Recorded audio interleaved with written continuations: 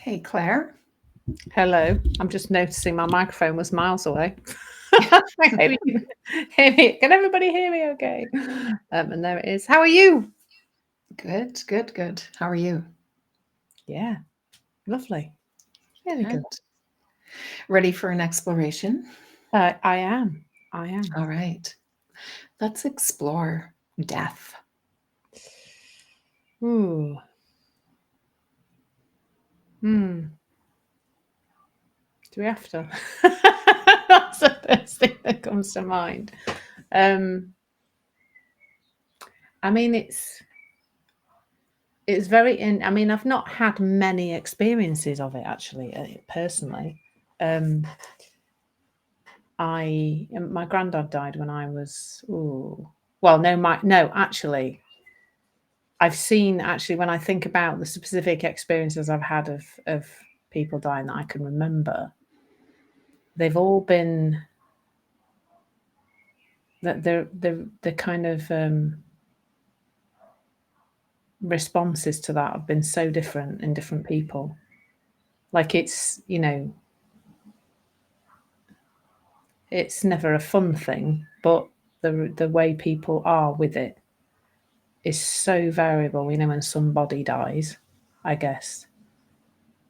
Like when my grandma died of my dad's mum, I'd never seen my dad. I was about 9, and I'd never seen my dad cry my entire life. And he literally, we were on holiday when he found out, and he literally fell apart to the point where somehow, well, obviously it was back in the day when there was no mobile phones, and he must have been in a phone box, and somehow had phoned home to his dad and found out that his mum had died.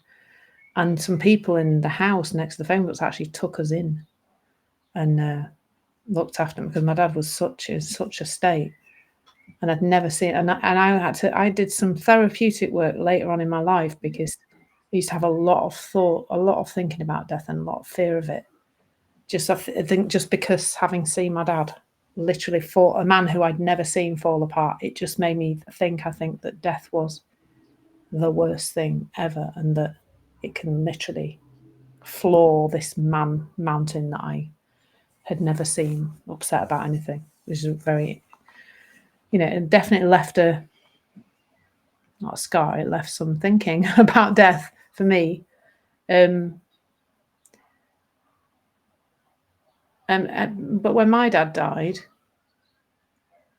that was also interesting in terms of how my brother and I were very different in that scenario. How we related to it, how we, I think I probably still kept my sense of humour, and like we both made very different speeches at the funeral. His was very, very dark, is probably the best word for it. Whereas mine was all memories of my dad and his funny little ways, and being a northern bloke, and all the little sayings he had and stuff like that. So I guess that the first thing that I'm kind of trying to say here is that it's our relationship with it is created by how we think about it. It's not one universal thing, and that's in terms of us experiencing the loss of somebody else, the death of somebody who we love and care about.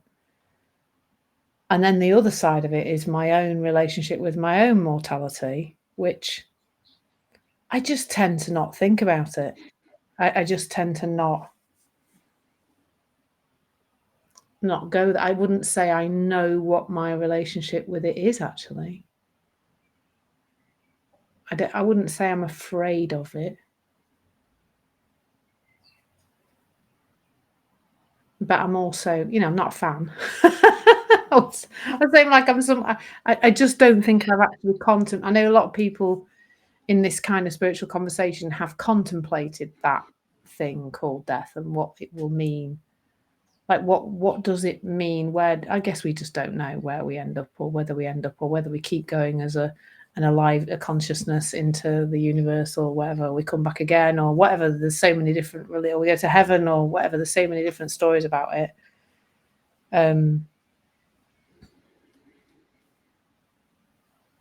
Yeah, so it's not something in terms of my own mortality, I guess I've not really ever thought about it at all. I don't have much thinking about it really, which is probably why I can't say much about it, 'cause it's not something I really think about. I think that the closest thing I get to thinking about this is more about my children, actually. You know, like my my daughter and I have a little Snapchat thing going. We've been Snapchatting for like thousands of days since she went to university nearly 4 years ago. We've been Snapchatting it. We Snapchatted at least every day, so we've kept our streak. If you don't know about Snapchat, folks, you don't actually need to know about it, but just if you keep your ping back and forth going for every day, for you just keep your streak, and we've got a really, really long streak now. And then occasionally, and she's on her phone a lot, is Sophie. So if I message her and she doesn't message back, especially late in the evening, my head can get really like, what's happened to her? Where is she? Is she okay? Why hasn't she snapped me back? Because she does pretty quickly, usually often within minutes, but usually within a couple of hours. I can get a little bit like, oh, is she okay? And I actually remember when Bruce and I did our 3 Principles training with Jules and Rudy Kennard, Jules lost her daughter in a car accident when she was about 18, and she was called Sophia, and my daughter was called Sophie. Is called Sophie. And I remember I had a period of time after that when I kept having thoughts about Sophie dying, and I was at that place where I could just observe them and kind of go, oh, there it is again. There it is again. And eventually it just sort of faded out. But it was because there was a similar age to Sophie was at that point, and then also that similar names, and somehow a little like earworm got going in my head, and it kept popping up, and I'd be like, oh, there's a horrible thought again. But I think by that point I'd kind of seen enough that I could see it as just my mind had almost taken some random bits of information and shoved them together into a thought that just kept, popping up. So yeah, so that's all I've got for now. Yeah. How about you?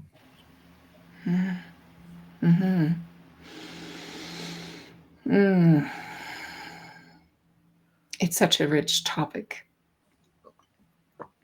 for me. And I come from a really big family. So I can't even tell you how many funerals I've been to. So there's almost like,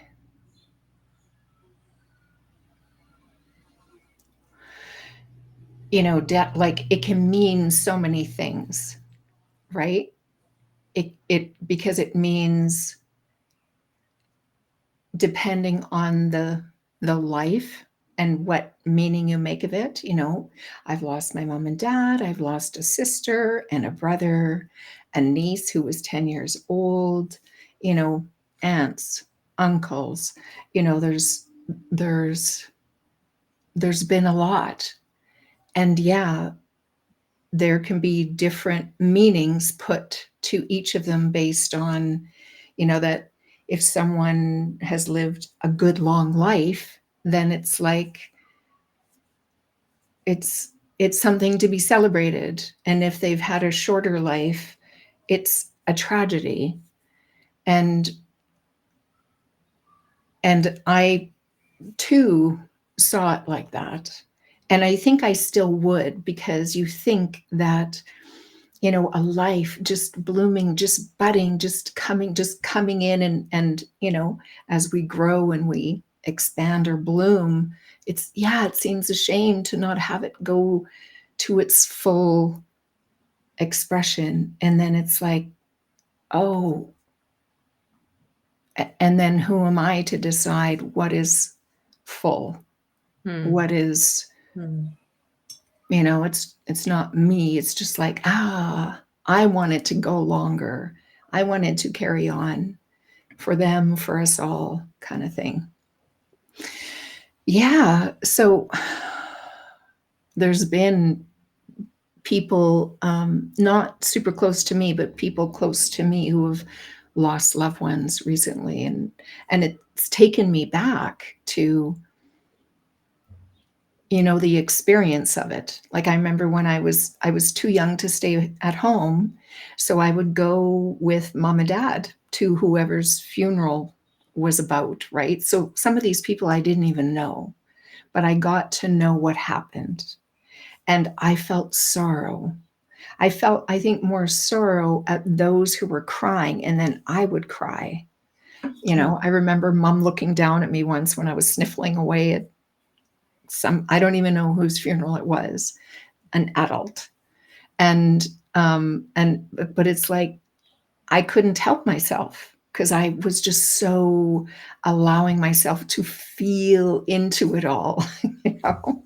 And now that I know what I know about feeling and thinking, we're only feeling our own thinking, and it's like, yes, all these people are, what is harder when you're at a celebration of life or funeral, whatever they wake, whatever they choose to call it, than seeing those who were close to them cry, you know?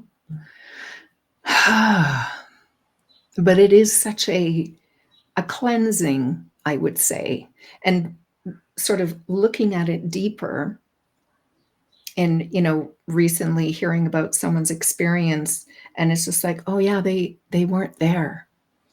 Like, the deceased was like gone, the energy was not there. And it's like, yeah, you feel that.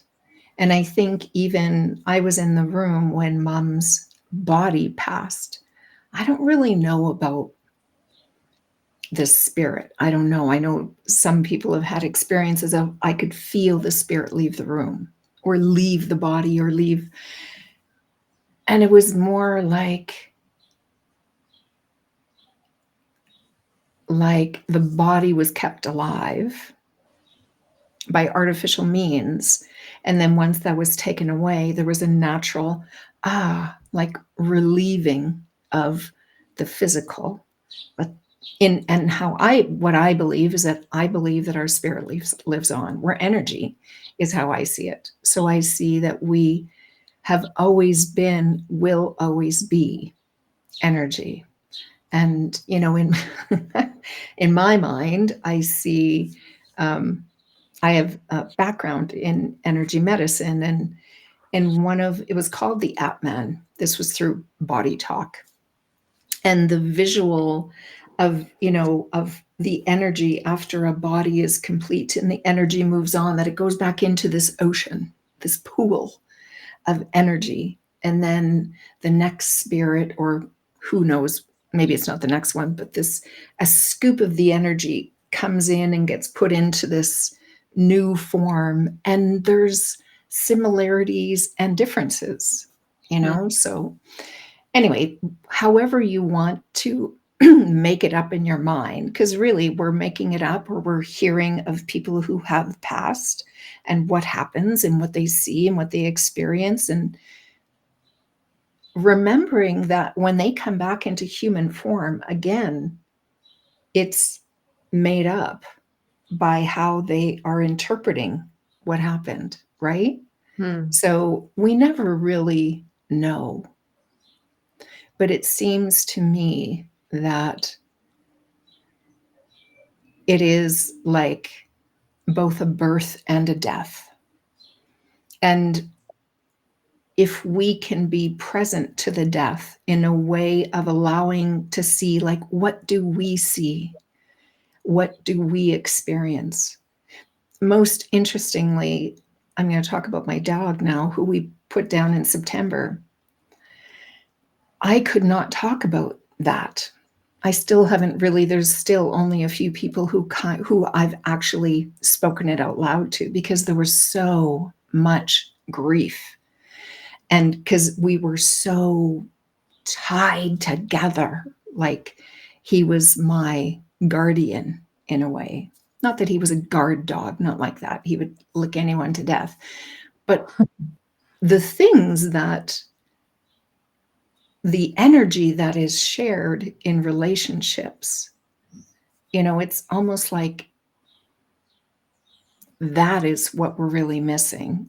And then, yes, there's this physical presence. I will give away, I'm going to donate his dog beds as his stuff, but I haven't done it yet. I needed to kind of be ready, even though I know that, like, he's freed from a body that became old. He was almost 13. So, yeah, this thing about death,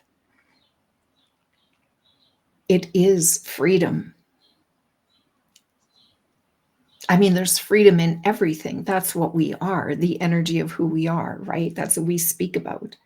We are well, we are okay, we are whole, whether in body or in spirit form. It's like we have access to all of that.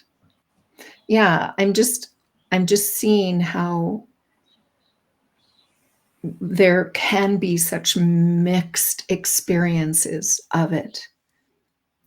Just like what you said, depending on how we're viewing it and what we're seeing of it and what we learn. And the more you go through it, the more you kind of learn and see. And I know it may seem I was going to say it may seem cold, but it's like, no, I still see the absence. That's what we really miss, is the absence of someone. But knowing, in my mind anyways, I'm making up that that we're continuing on. And it's like, what is the next adventure? Like, it's like, I hope I can be aware of the adventure as it's happening when my body leaves. And probably the thing I'm most afraid of is just like, oh, how am I going to go? Like, please don't let me drown. That sounds awful. You think about I think about the worst ways to go. And of course, they're going to be different for all of us. And in the end, it's like, oh, even that's all made up of how awful that would be. Because it's like, I guess it's the body's natural move to survive, to fight for breath or fight for life, or right? That's how we're built. And also it's like, oh, it doesn't matter because I know it'll be okay. I know I'm okay. And God help my children and my husband who have to deal with all of the paper and stuff. I think I worry more about that. All the cleanup, all my cleanup, life cleanup that might be involved. So it's like, and I do feel that, like, I do kind of feel that now, like, I want to clean up. I mean, I think also it's a part of time in my life where I'm like, okay, I'm done with a lot of this stuff. It's like, I don't need all this stuff. I'm looking for experiences. And what are the things that I need for that? Kayaks, hammocks, good hiking boots, good, like those kinds of things. Bike. I don't need all the doodads and all of that. Anyway, just it brings up so much to like reorient yourself around with your thinking about it. Yeah. Yeah, and I suppose like there's a difference between individuals' relationship, but also how our, like you said, how our relationship changes even with the same loss, with the same death. Your relationship with that. I remember when my dad died that, I'd be sometimes laughing about what a funny man he was and what silly things he said, and then other times I'd be stood in the card shop buying my first Christmas card that was just for my mum, just like crying onto the Christmas, and how that's all okay. That whole fluctuate, like everything else in life, like that fluctuating relationship with it is just normal. There is no right way. Like grief could be a whole other word to explore, couldn't it? But there is no right way to experience death. It's different for everybody. And different for us from day to day or from moment to moment, and there's nothing wrong with any of that. Yes. Well, I'd say that was a nice topic, but I'm not sure. It was a good one to explore. Yeah. Thank you. Thank you too. Yeah, it's good. See you next time. You betcha.